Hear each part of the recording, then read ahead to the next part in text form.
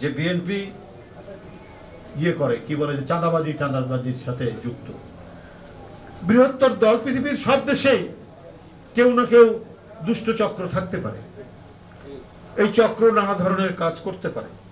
তো দল যদি এটাকে নীরবে সহ্য করে যায় তাহলে তখন দলের দোষ। এই বিশ্ববিদ্যালয়ের ভাইস চ্যান্সেলর একটা উদ্দেশ্য সাধনের জন্য সরকারের কিছু মানুষের সাথে যোগসূত্র হয়ে তিনি হাত পা বেঁধে একটা একচেটিয়া নির্বাচন করার প্রচেষ্টা তিনি করেছেন, যাতে একচেটিয়া একটা ফলাফল তৈরি করা যায়।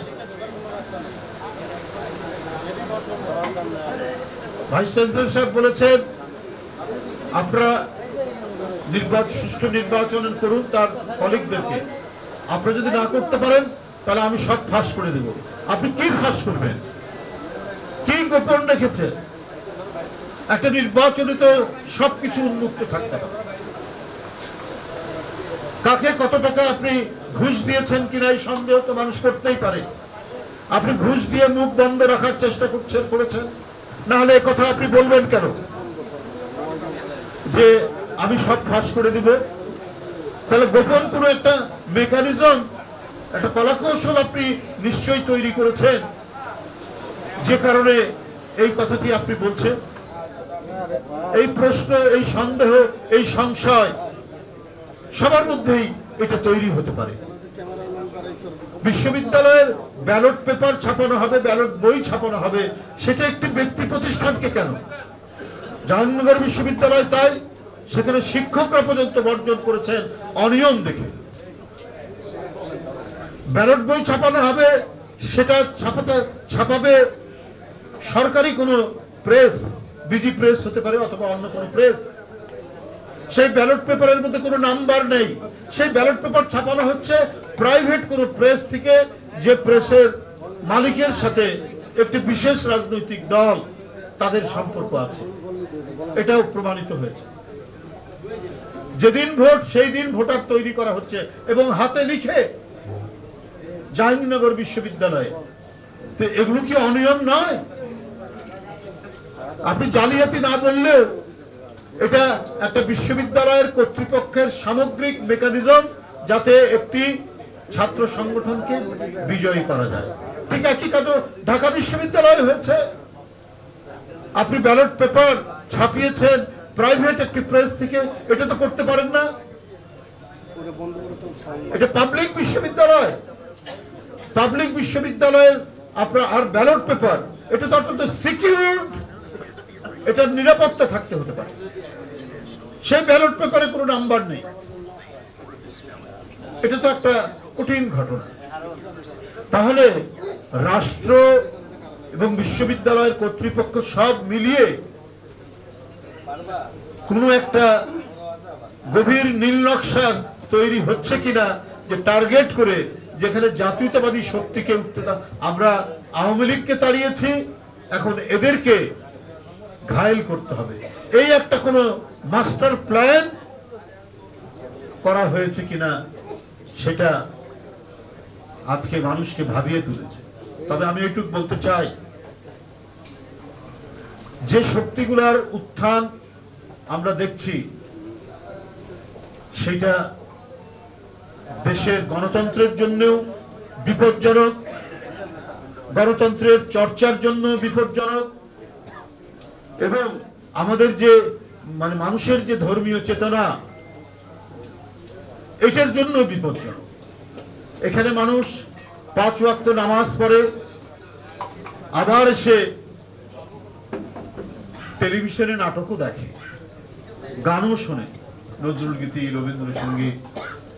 কিন্তু আপনি যখন একপাক্ষিক করে ফেলবেন, একপাক্ষিক করে ফেললে সমাজ একটা ফ্যাসিবাদের আরেকটা নতুন ধরনের ফ্যাসিবাদের রূপ নেবে।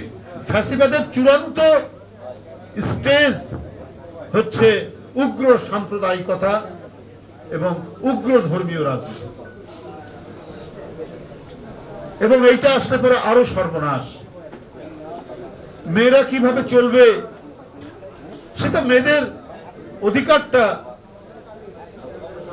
কেড়ে নেওয়া হবে, নিশ্চিত থাকবে না।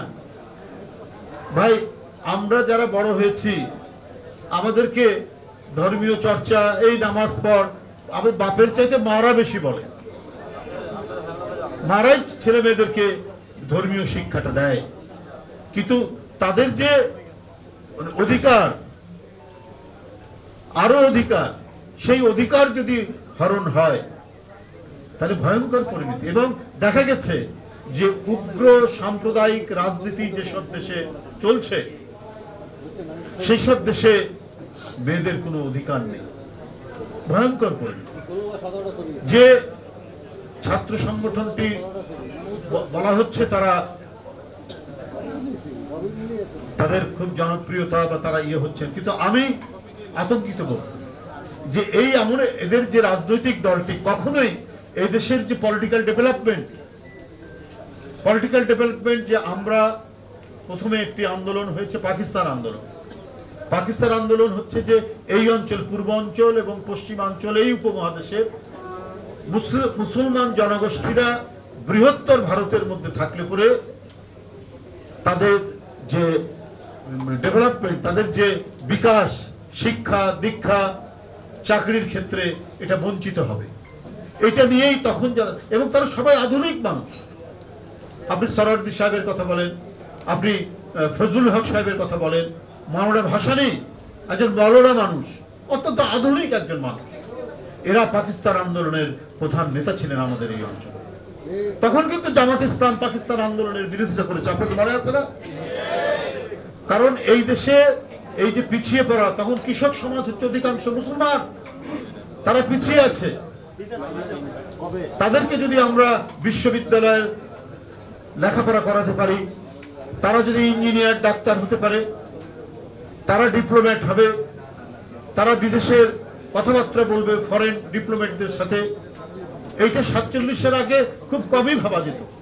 এই কারণে এই মানুষরা আন্দোলন করেছেন পাকিস্তান আন্দোলনের জন্য। আর প্রত্যেকেই আধুনিক শিক্ষায় শিক্ষিত মানুষ। আপনি ফজলুল হক জিন্না থেকে শুরু, ফজলুল হক ওই অঞ্চলে জিন্না, আপনার সরওয়ার্দী সাহেব, মাওলানা ভাসানী, সমস্ত নেতৃবৃন্দ, এই যে মারা গেলেন বিশিষ্ট বুদ্ধিজীবী আপনার বদরুদ্দিন উমরের বাবা আবুল হাসিম সাহেব, একজন দার্শনিক মানুষ, এরা পাকিস্তান আন্দোলনে ইয়ে করেছে, কাজ করেছে। এমনকি শেখ মুজিবুর রহমান সাহেবও পাকিস্তান আন্দোলনের একজন ছাত্র নেতা ছিলেন। তারা কাজ করেছেন যে কমপক্ষে একটা যদি আলাদা মুসলমানদের রাষ্ট্র হয় তাহলে শিক্ষায় দীক্ষায় এরা এগিয়ে যাবে।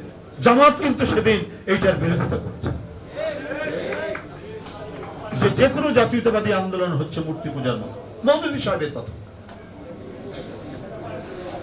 তাহলে উনারা মানে ব্রিটিশকেই পছন্দ করেন, উপনিবেশবাদকেও পছন্দ করেন। ঠিক 71 সালে সেই ভূমিকা রাখলো, আমাদের স্বাধীনতার বিরোধিতা করলো। আমরা যখন দেখছি পশ্চিমাদের দ্বারা বঞ্চিত, সমস্ত দিক থেকে, শিক্ষায়, সংস্কৃতিতে, অর্থনীতিতে বঞ্চিত, এটা একটা টার্ন নিল মুক্তিযুদ্ধে, তখন তারা সেখানে বিরোধিতা করলো।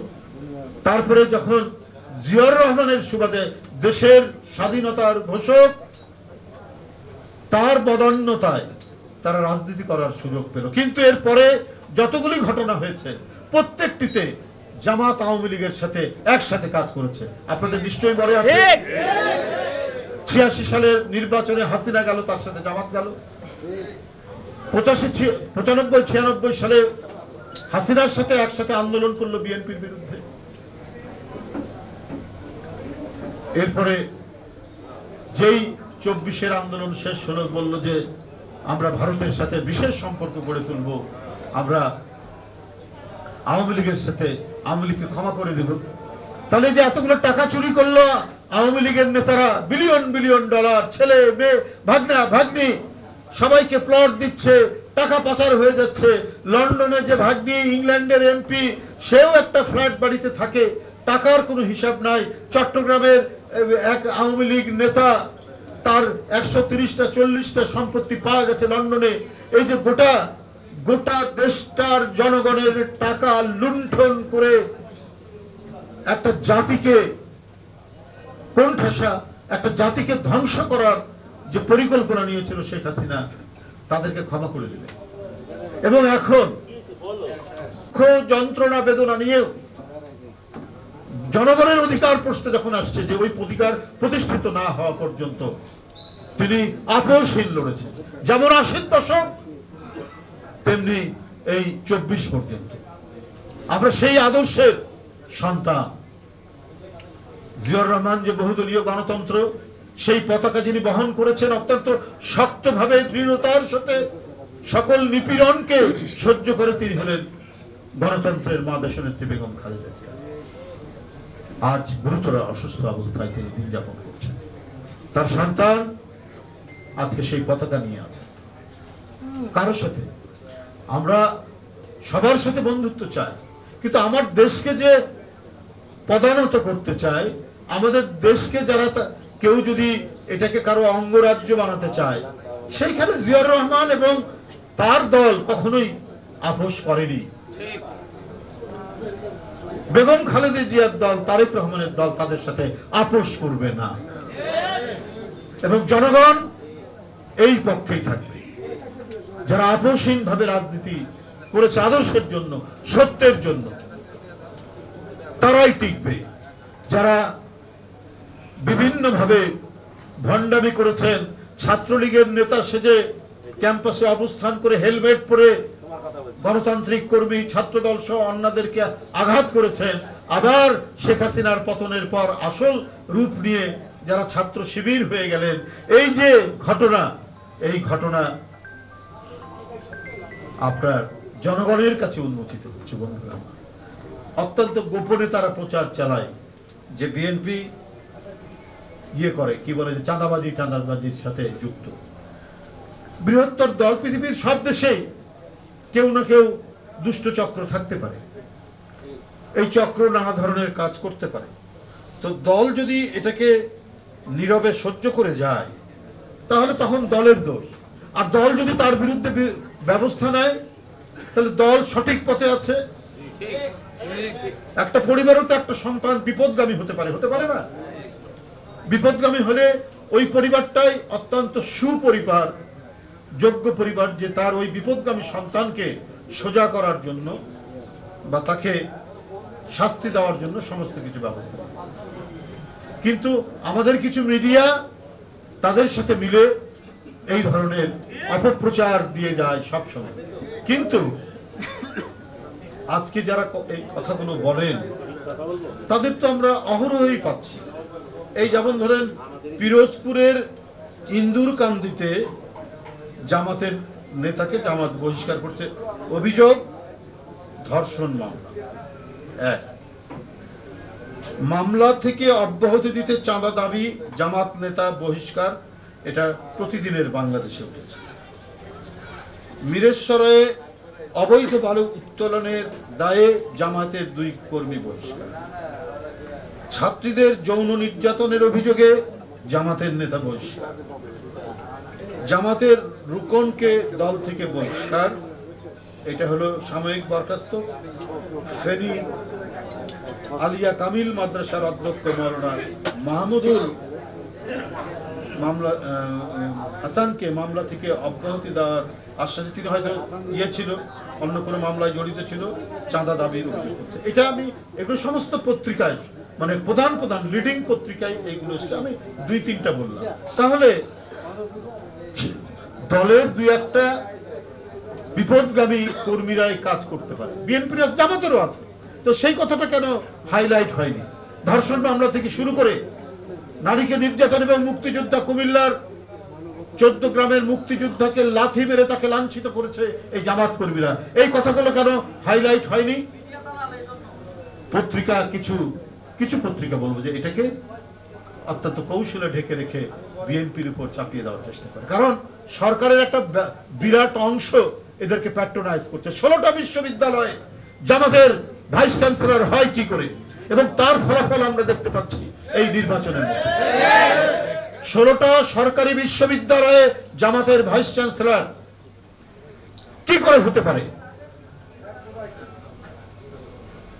আমি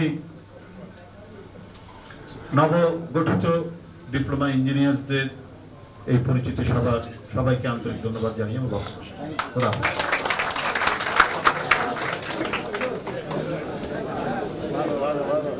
ধন্যবাদ রিজ ভাইকে মূল্যবান বক্তব্য রাখার জন্য।